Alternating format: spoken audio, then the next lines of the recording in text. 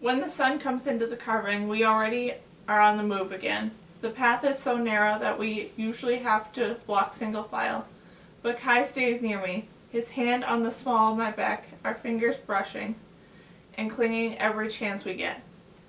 We have never had such a thing before, a whole night to talk, to kiss, to hold on, and the thought that we never will again keeps coming back to me. Will not stay buried where it should, even in the beautiful light of the carving this morning. When the others awoke, Kai told us that he thought our plan should be to get back to the township by eventfall and try and slip into one of the houses furthest from where he saw the light, and then we'll keep watch. If there's still only one light, we can try and approach in the morning. There are 4 of us, and Kai thinks only 1 or 2 of them. Of course, Eli is so young. I glance back at him. He doesn't notice. He walks on with his head down, though I've seen him smile. I know the loss of Vic weighs heavily on both them. Eli wanted me to say the Tennyson poem over Vic. Kai told me I couldn't do it. In the lead, Indy shifts her pack and looks back at us to make sure we still follow. I wonder what would have happened to her if I had died.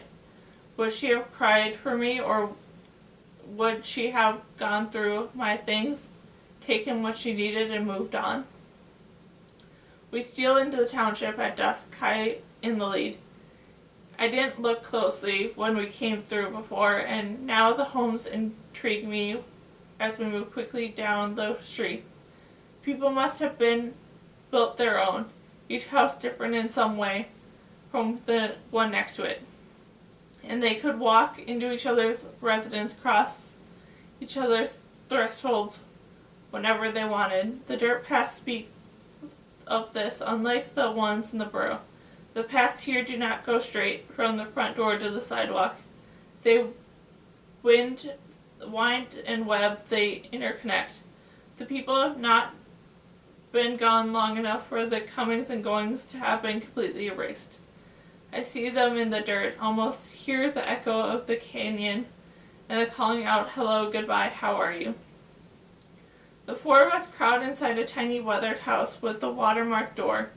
I don't think anyone saw us, Kai says. I barely hear him. I'm staring at the pictures painted on the walls, and the figures were painted in different hands than the ones in the cave.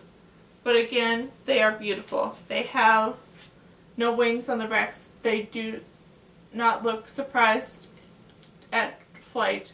The eyes are not turned up to the sky, but instead look down towards the ground, as though they keep the sight of the earth as a memory of the higher days.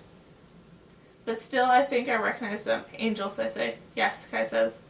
Some of the farmers still believed in them, in my father's time anyway. The dark falls a little deep, and the angels turn into shadows behind us, and Kai sees it in the small house across the way. He points to light us. In the same house as the night before. I wonder what's happening inside, Eli says. Who do you think's in there? A thief? Do you think they're robbing homes? No, Kai says. He glances over at the shadowy night. I think they are home. Kai and I both at the window at first light watching, so we are the ones to see the man first. He comes out of the house alone, carrying something, and walks through the dust. Along the path closer to us, down a little stand of trees he notices when we first came in. Kai motions all of us to be quiet. Indy and Eli go to the other window in front of the house to look out too. We all watch carefully over the edge of the windowsills. The man stands tall and strong, his dark and tanned, and reminds me of Kai in some way. His coloring, that quiet movement, but there's tiredness in him. He seems unaware of anything except what he carries, and in the moment I realize it's a child. His dark hair streams over his arm, and her dress is white, the official color, but of course she's no official. The dress is lovely, as though she's going to a banquet, but she's much too young, and much too still. I put my hand in my mouth. Kai glances over at me and nods. His eyes are sad and weary and kind. She's dead. glance over at Eli. Is he alright? Then I remember that he's seen much more death than this. Maybe he's even seen a child dead before. But I would never have. Tears fill my eyes. Someone so young, so tiny. How? The man puts her gently on the ground in the dead grass under the trees. A sound carried on the canyon wind reaches our ears, singing. It takes a long time to bury someone. While the man digs a hole, slowly and steadily he begins to rain again. Not heavy rain, but a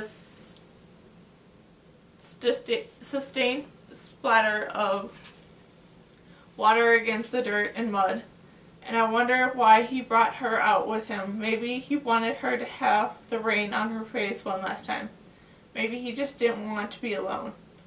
I can't stand it anymore. I have to go help him, I whisper to Kai, and Kai shakes his head. No. He says, not yet. The man climbs back out of the hole and walks over to the girl.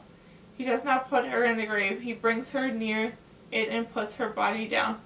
And then I notice the blue line all over his arm. He reaches down and lifts up the girl's arm. He pulls out something blue.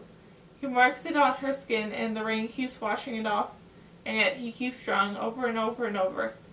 I can't tell if he's still singing. Finally the rain stops and the blue stays.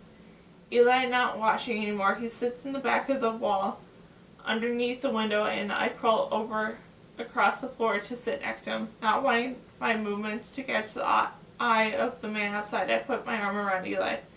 He slides closer. Indy and Kai keep watching. So young, I keep thinking.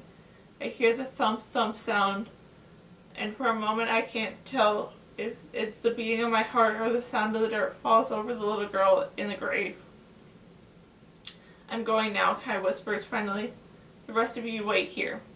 I turn and look at him in surprise. I raise my head so I can see out the window again. The man it's finished burying, he lifts a flat gray stone and puts it over the spot now filled with dirt. I don't hear singing. No, I whisper.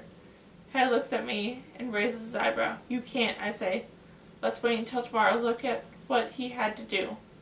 Kai's voice is gentle but firm. We gave him all the time we could. We have to find out more now. He's all alone, Indy says, vulnerable. I look at Kai shocked, but I don't discount what Indy says. It's the right time, he says. Before I can say more, he opens the door and leaves.